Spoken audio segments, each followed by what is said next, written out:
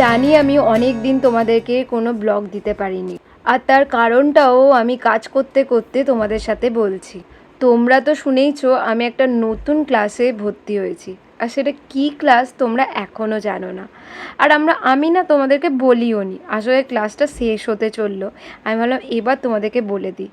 তো আমি না নেল এক্সটেনশন ক্লাসে জয়েন করেছিলাম, কারণ ব্লগ আমি অনেক বছর ধরে করছি, সেইভাবে কিছু রেসপন্স পাচ্ছি না। তো আমি ভাবলাম এটাকে কেরিয়ার হিসাবে না দেখাটাই ভালো, কারণ এতগুলো বছর তো এটাতে কিছু হলাম না। তাই ভাবলাম আর কি করতে পারি লাইফে, বসে তো থাকবো না, কিছু না কিছু ট্রাই করেই যাব। আর আমার একটুখানি বলবো না যে লাক খারাপ, অবভিয়াসলি এটা বলাটা উচিত নয়, কিন্তু একটু আছে জানো তো, কষ্ট করি কিন্তু সেইভাবে কিছু আমি ফল পাই না। এই কদিন আমি এতটাই ব্যস্ত ছিলাম ক্লাস নিয়ে, কারণ 1 মাসের কোর্স ছিল। যদিভাবে এটা বেসিক অ্যাডভান্স আমি এর পরে করব। তো বেসিকটার জন্য আমি দেখলাম যে ব্লগটাকে একটু সাইডে রাখি, কারণ এখন এখানেই ফোকাস দেওয়া উচিত, কারণ এটা 1 মাসের কোর্স, যা যা অসুবিধা সুবিধা হবে আমাকে এখনই বলতে হবে। তাই আমি এইটার প্রতি ভালো মতন জোর দিয়েছি, আর ঠাকুরের আশীর্বাদে এখন আমি যথেষ্ট ভালো কাজ করছি।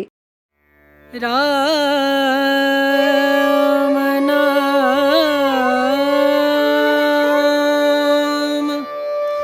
भजले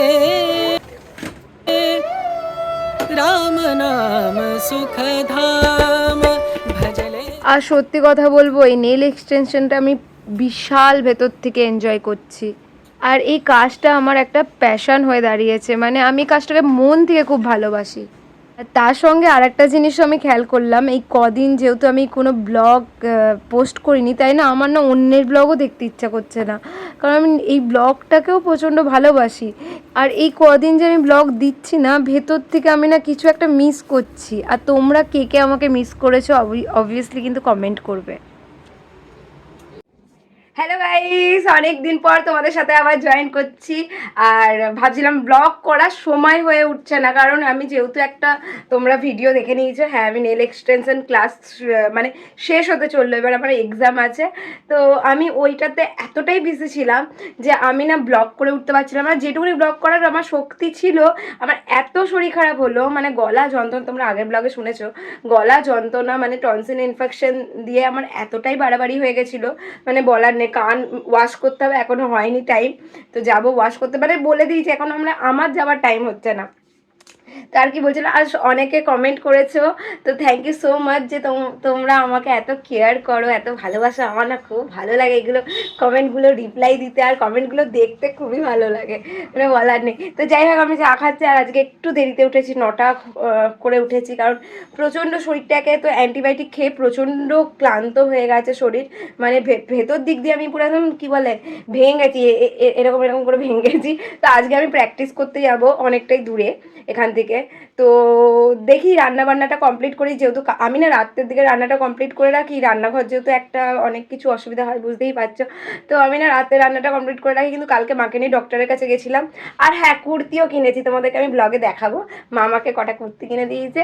তো যাই হোক, চলো guys, welcome back to my channel Bongal. আশা করছি তোমাদের ব্লগ ভালো লাগবে। ব্লগ ভালো লাগলে অবশ্যই like, share, subscribe and also comment. Ram नाम सुखधाम भजले राम नाम सुखधाम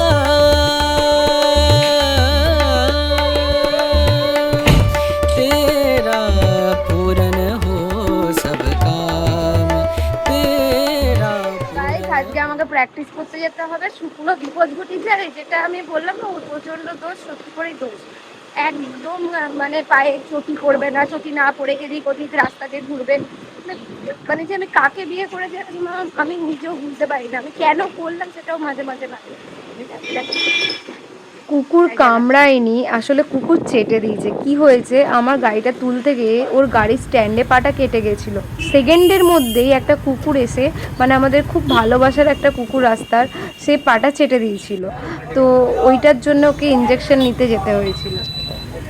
সন্ধ্যেবেলা কি 8টা বাজছে, তো এতক্ষণ আমি ব্লগ স্টার্ট করতে পারিনি, হসপিটালে গেছি, মানে বুঝতেই পারছো প্রচণ্ড ভিড় ছিল, লাইনে দাঁড়াতে হয়েছে। আর ওখানে ব্লগ করাটা ঠিক শোভা পায় না, তো আমি ব্লগ করিনি হসপিটালে। তো ওকে ইঞ্জেকশন নিতে হয়েছে, আর আজকে আবার বাজার যেতে হবে, নেল এক্সটেনশনের একটা জিনিস কিনতে হবে। তো চলো তোমাদেরকেও দেখাচ্ছি, তোমরাও পাশে থাকো। একটু ঝিমোনো ব্লগ যাচ্ছে কারণ আমি নিজেই ঝিমিয়ে গেছি, মানে বলতে পারো শুকনো বিপদ। ওখানে ডাক্তারকে গিয়ে বলা হলো, তো বললো ইঞ্জেকশন নিয়ে নেওয়াটা বেটার হবে, যেহেতু এটা রাস্তার একটা কুকুর। তো আমরা এখন এসছি আর্কেডে, যেটা আমি এলইডি ল্যাম্প বলছি, এলইডি নয় সরি, ইউভি ল্যাম্প। হ্যাঁ, আর্কেডে এসে খুঁজছি, আমরা কোথাও পাচ্ছি না, বললো নাকি উপরে আছে, তো গিয়ে দেখি আদৌ পাওয়া যায়। এলইডি ল্যাম্পটা যেটা নেল এক্সটেনশন করি না, তার এলইডি ল্যাম্পটা। আমরা চলতে পারি না ভাই, ভয় লাগে। আমি পারি, ওই পারি না। তুই পারিস? না, আমি কোথায় বললাম পারি?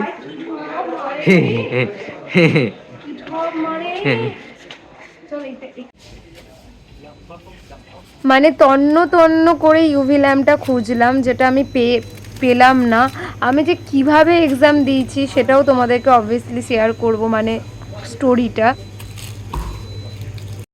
আমি ইউভি ল্যাম্পটা আমি অনলাইন থেকে অর্ডার দিয়েছি, আমি রোজ ওকে বলছিলাম অর্ডার দিয়ে দাও দিয়ে দাও, ও দেরি করে করে করে এমন করেছে পরীক্ষার সামনে এসে পৌঁছাবে না, আর আমি খুব টেনশনে পড়ে গেছিলাম। কিন্তু ম্যাম যথেষ্ট, মানে খুবই ভালো।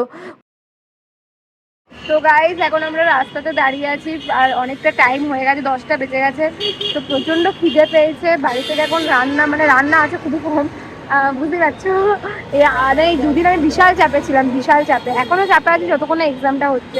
আর ইউভি লাইটটা আমি পেলাম না, আর ও লোকেশন চেক করছে, কারণ আমরা একটা জায়গাতে মোমো খেয়েছি, এত সুন্দর মোমো করে, তো সেটা আমরা দেখছি কোথায়। আর ওই মোমোর দোকানে অত রাতে খুঁজে খুঁজে গেলাম না, আমি বললাম চলো এনি টাইমে চলো।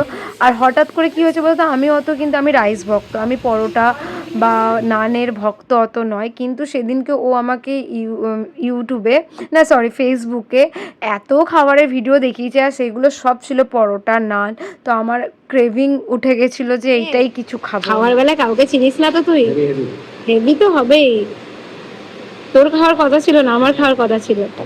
सब काम भजले राम नाम सुख धाम, भजले राम नाम सुख धाम।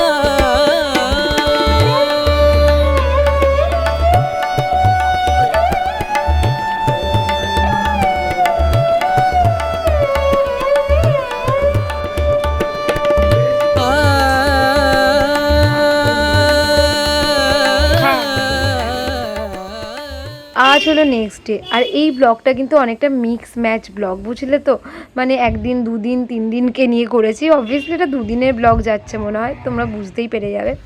তো প্রচণ্ড বৃষ্টি হচ্ছে, মানে বৃষ্টিতে পুরো জলে ডুবে গেছে, তোমরা দেখতেই পাচ্ছ, প্রচুর বৃষ্টি হচ্ছে। আর আজকে আমাকে প্র্যাকটিসের জন্য যেতেই হতো। তো প্র্যাকটিসের জন্য আমি একটা দিদির বাড়িতে যাচ্ছি, মৌসুমি দি তার নাম, অনেকটাই হেল্প করেছে, বলেছিল প্রথম তুমি আমার হাতে করে দেবে, কিন্তু ও আমাকে ভয় কাটানোর জন্য আরেকজনের হাতে করতে দিয়েছে। সেও খুব ভালো, আমি জানি তার হাতটা প্রচুর কেচিয়েছি, মানে এত বাজে করেছি। সেটাই কিন্তু আমার কাছে লাইফে এক্সপিরিয়েন্স প্লাস, আর যেটুকুনি ভালো নেল এক্সটেনশন করছি সেটার জন্যই করছি। সেই ভয়টা তো আমাকে সে বার করেই দিয়েছে ভেতর থেকে, যেটা খুবই দরকার ছিল এক্সামের আগে। আর কি ভুল করেছি না করেছি আমি সব সেদিন মানে খুঁটি নক্ষত্রর মতন দেখেছি যে কি ভুল হচ্ছে আমার। কারণ আমি বাড়িতে এসে প্রচণ্ড কেঁদেছিলাম, মানে আমার প্রচণ্ড ভেতরে কষ্ট হচ্ছিলো যে আমার দ্বারা হচ্ছে না। আর এই দেখো মা আমাকে এই কুর্তিগুলো দিয়েছে, তার সঙ্গে তোমাদেরকে দেখিয়েও দিলাম, আর তার সঙ্গে গল্পটাও করছি। হ্যাঁ, মানে আমি না কোনো কাজ করলে কি বলো তো, খুব মন থেকে করি, খুব মন থেকে। সেদিনকে আমি তার 3টেই বসেছিলাম, 7টায় উঠেছিলাম দুটো হাতে নেল এক্সটেনশন করতে। কিন্তু জিনিসটা হলো কি যে আমি অনেক ভুল করেছি, আর সেটাই আমার কাছে বিশাল বড় টার্নিং পয়েন্ট হয়ে উঠেছিল।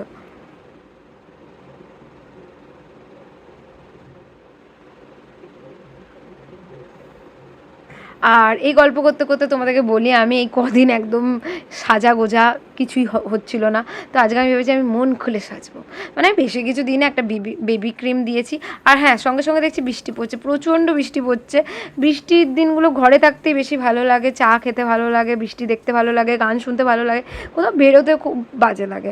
কিন্তু কিছু করার নেই, কিছু শিখতে গেলে তোমার ধৈর্য দরকার, তোমার ডেডিকেশন দরকার, সব কিছু দরকার একসাথে। তো আমি ভালো মতন সেজেগুজে ওখানে যাওয়ার জন্য খুব এক্সাইটেড ছিলাম, খুব ভীতুও ছিলাম, মানে বিশাল ভয় কাজ করে আমার, খুব প্যানিক করি আমি একটুতেই।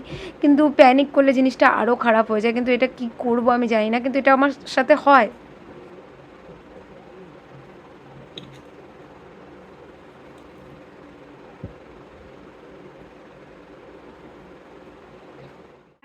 নতুন কুর্তি পরে নিয়েছি, রেডি হয়ে গেছি। এখন আমি যাচ্ছি প্র্যাকটিস ক্লাসে। জানি না, আমি নিজেকে বলছি। চলো সব প্রোডাক্ট নিয়ে যাই, খুব ভারী ভারী হয়ে যায় ব্যাগ, কিছু করার নেই।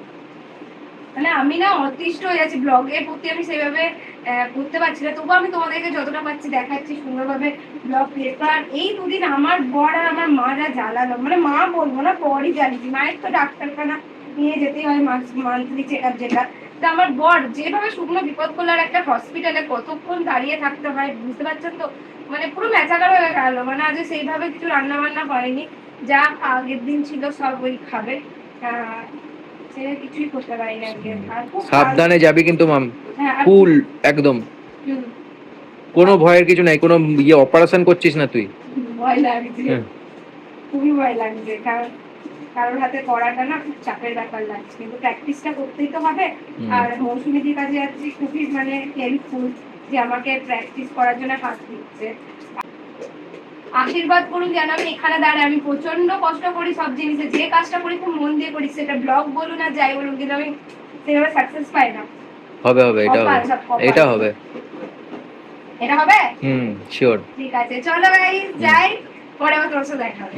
তো আমি ফাইনালি তার বাড়িতে চলে এসেছি। আসবো? আর সেদিন আমি দুপুর 3টেই বসেছি আর সন্ধ্যে 7টায় উঠেছি। তা আসলে কি বলতো, প্র্যাকটিস করার যেসব জিনিস দরকার ছিল, মেনলি ইউভি ল্যাম্পটা, সেটা আমার কাছে ছিল না, তাই আমি প্র্যাকটিস করতে পারছিলাম না। একদিনই প্র্যাকটিস করেছি ওনার কাছে গিয়ে। আর সেদিন আমার অনেক কিছু ভুল হয়েছিল, স্বাভাবিক, ফার্স্ট ডে তো ভুল তো হবেই। তো আমি সেখান থেকে সব কিছু ওই দিনই শিখেছি। আর তার পরের দিনই আমি আবার করেছিলাম আমার বৌদির হাতে। সেটা তোমাদেরকে নেক্সট ব্লগে অবশ্যই দেখাবো।